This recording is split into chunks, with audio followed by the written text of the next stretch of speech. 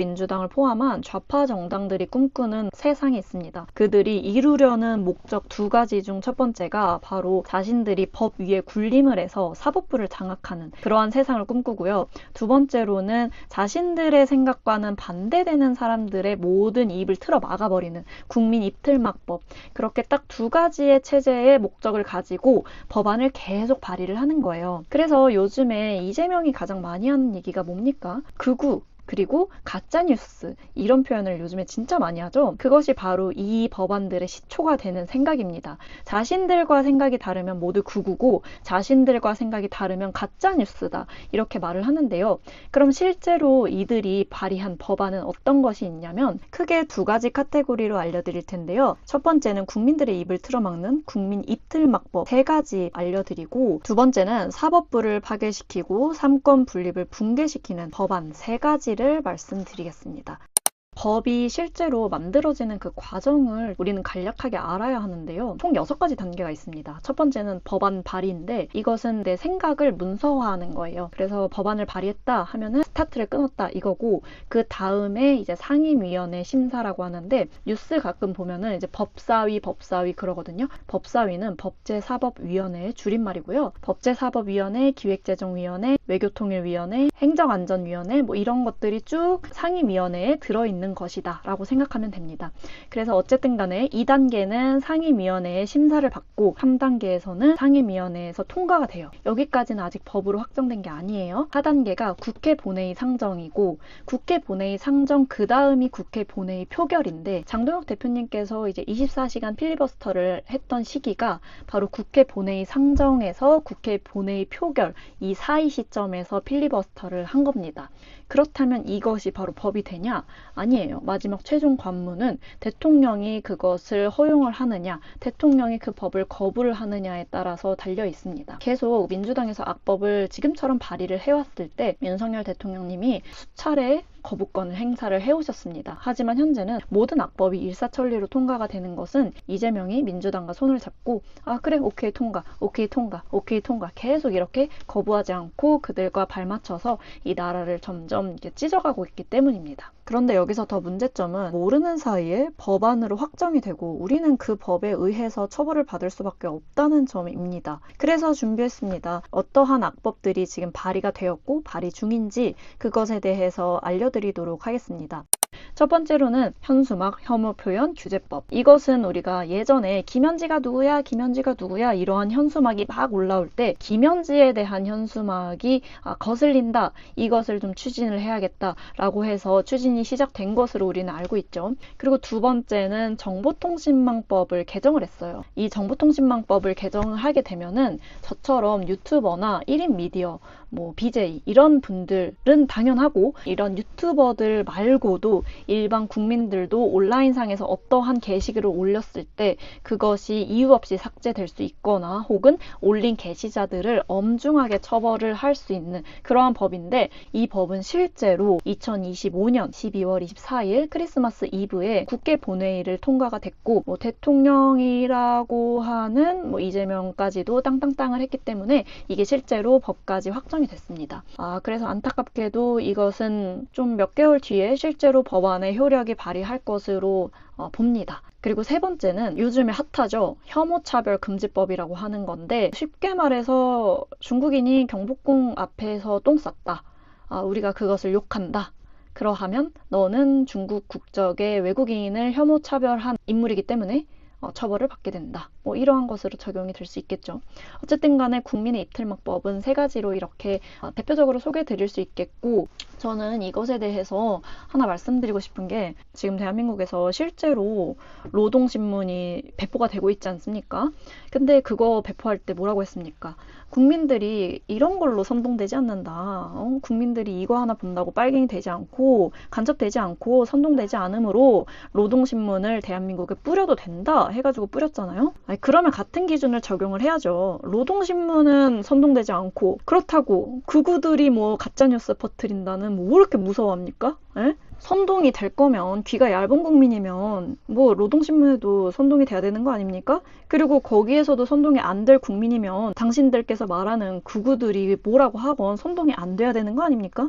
왜 여기서는 이 법을 갖다 붙이고 저기서는 저거는 허용되고 도대체 무슨 기준인지 알 수가 없습니다. 그리고 이들의 두 번째 목적도 뭐라고 했죠? 사법 파괴였죠. 이들이 사법부 위에서 군림을 하기 위해서 발의한 법안, 대표적으로 또 세 가지가, 하나가 법 왜곡죄인데 이것은 간략하게 말하면 판사나 검사를 처벌할 수 있는 법이고요. 말 그대로 판사나 검사가 판결을 잘못했을 때 이제 너네들을 처벌할 거니까 판결 잘해라 뭐 이거예요. 근데 이거 다른 나라에도 있습니다. 어느 나라에 있냐면요, 공산국가에 있습니다. 대표적으로 중국 형법 399조, 똑같은 이름으로 법 왜곡죄가 있고요. 북한에서는 비슷한 내용으로 부당 판결죄로 이제 그 법안이 있습니다. 지금 법 왜곡죄는 법사위에서 의결이 통과가 된 상태고, 본회의까지 이제 상정이 되면은 사실상 법으로 되는 것은 시간 문제라고 봐야죠. 그렇기 때문에 중간 단계를 이미 지나온 어떠한 악법이라고 할 수 있겠습니다. 그리고 이 법 왜곡죄가 이렇게 빠르게 추진이 된 목적은 사실은 윤석열 대통령을 처벌하기 위함입니다. 더불어민주당의 김용민 의원이 말한 것을 한번 들어보시면 딱 감이 오실 겁니다. 만약에 지기현이 1심에서 윤석열을 말도 안 되는 논리로 풀어주거나 무죄를 선고하거나 하는 것들이 확인이 된다면 그때는 처벌 가능합니다. 두 번째는 대법관 증언법인데, 지금 현재 대한민국의 대법관은 총 14명입니다. 근데 14명을 26명으로 이제 늘리겠다는 건데, 그러면 14명에서 26명으로 늘릴 때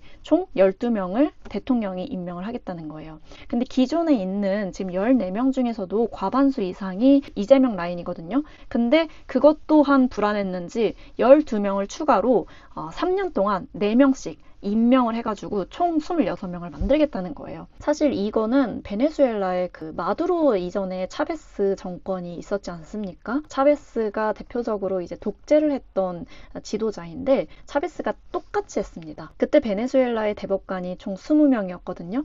근데 차베스 라인으로 12명을 증언을 했어요. 지금 이재명도 12명 증언하잖아요. 그래서 그때부터 차베스가 죽기 전까지 대법원 판결 중에 정권에 반하는, 그러니까 정권과 대립되는 판결이 단 한 건도 나오지 않은 거예요. 지금 이 대법관 증언법도 상임위원회에 지금 심사가 통과가 된 상태입니다. 2단계 아니면 3단계 그 사이로 알고 있습니다. 그래서 이것이 만약에 통과되게 되면은 또 법으로까지 진행되는 것은 민주당이 의석수로 밀어붙이니까 일사천리로 진행이 될 것이고, 그렇게 되면 진짜 문제가 심각해져요. 그냥 이재명 월드가 되는 거예요. 이재명 월드가. 진짜 삼권 분립이 정말로 파괴가 될 것이고, 입법부가 모든 것을 장악을 하는 어떠한 그런 나치식 독재 국가의 나라로 접어드는 공산국가의 그런 시발점이 되는 그런 과정이겠죠.